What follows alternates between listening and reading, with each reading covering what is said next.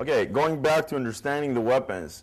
From the minute I have a gun in my hand, it's nothing but a piece of metal if I never held one, let alone shot one.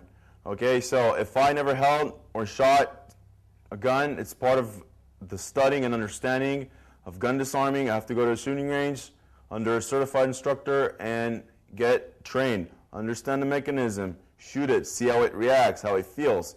Once I get that, I will have a better understanding of the mechanism, meaning that I will have a greater knowledge of how to operate my gun.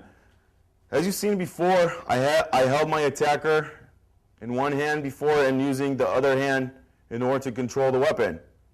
Now, in order to do that, I have to know the principles of shooting and operating a gun single-handed. Let's say my other hand is occupied at the moment. I got to know how to clear the jam. I got to know how to clear the mechanism in order to make it active again, in order to make it possible to shoot with.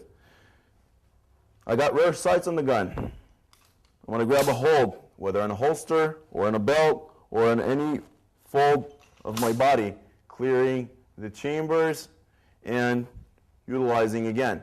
Now, in any case of malfunction, whether my hand is injured or preoccupied, I have to go in certain position to release magazines, reload magazines, recock the weapon, and utilize it in any way or any threat, eliminate any threat that might come in my way.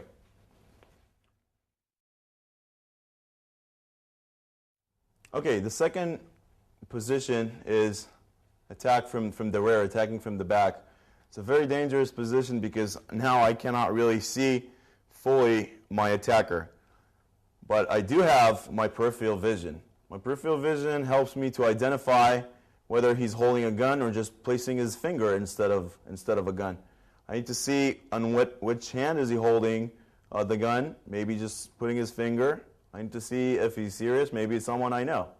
Okay? Always as a guideline rule, if I'm going to turn to the right, I'm going to create a distraction by lifting my hands up and talking to the left. Now, he would probably expect me to turn this way. Yet, in the same time, what I'm going to do is talk to my left, slide my arm slightly, and pivot to the right. As you can see, I trap the hand on the wrist, securing the barrel, pointing it to his face. From here on, I can perform the strikes and punches that I want. I can tear the gun, headbutt, grab knee, come back with a gun retention. This would be performed from the right side. We also got the option to perform it through our left side. Now, pretty simple. If I perform it on the right side, I would talk with my head turning left. If I'm going to turn to the left side, just opposite. I'm going to talk to the right.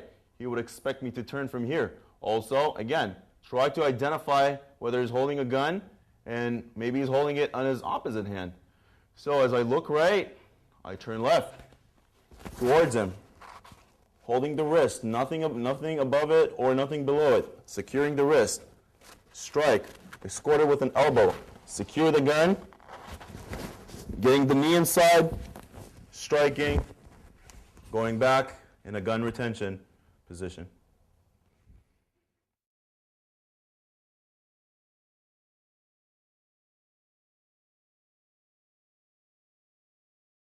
Okay, let's talk about a very important subject as part of, we got the technical part.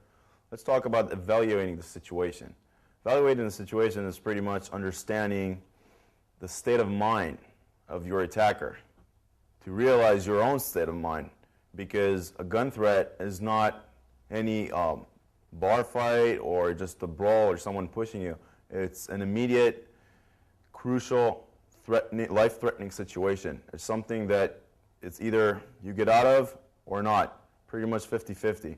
That's why it's really important to evaluate your attacker's situation, his state of mind. Maybe someone pulls a gun at you. Hey, give me your money. Give me your wallet. Give me your watch.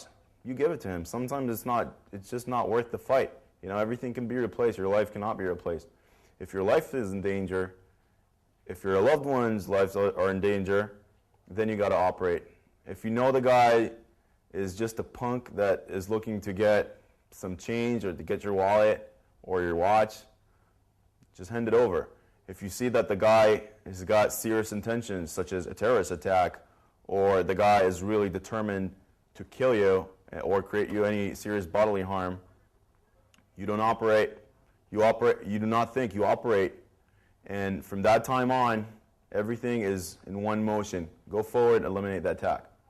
Okay, knowing the state of mind is also reading the body language, showing signs of aggressiveness, fear, intentions. Maybe the guy, like I said, maybe the guy is not wanting to kill you. Usually people that are held at gunpoint are pretty much want something from you. In most cases, they want to take something from you. They don't want to take your life. Therefore, you got to evaluate the situation properly. For example, if I'm stressed out or if I'm aggressive towards my attacker, that's why I told you, get your hands up. Don't get in a fighting position and don't get aggressive with your attacker because he might retaliate and more aggressive coming out of fear. A lot of psychology is involved with that. We're not getting into that aspect. But pretty much what we want to maintain is calmness. I want to be calm as much as I can be when a gun with a live round inside is held to my head or my body. I want to stay calm. I want to remember my training. It's really crucial we go through the technique and train a lot. Train them and go over them and over and over and over until they're in our muscle memory, and we just operate those technique, perform the technique, and execute them like they are second nature, like a reflex to us. I got to maintain calm. You can go through practice 1,000 times, but when it really comes to that, you have to stay calm and remember that there's only one shot. There is no second chance here. Also, we got to identify, like I said, signs of aggressiveness with our attacker. Again, if he is determined to kill us, a suicide move, like we discussed before, might be in handy or necessary to perform and to save our lives or our loved ones. If not, let him go with the technique. Let him go with the money, with the wallet. Perform the technique, and keeping the technique only for last resort. If I don't have any option, if everything else fails, maybe I can talk him out of it. Maybe I can just cooperate and save my life. If everything else fails, this is where those techniques are come in handy. That's why they're very risky techniques, but they've been proven to work in most cases. There's never 100%. But in most cases, if executed properly, if staying and remaining calm, you might have a very good chance of saving your life from a gun attack, a robbery, any weapon, assault, or intention to harm you.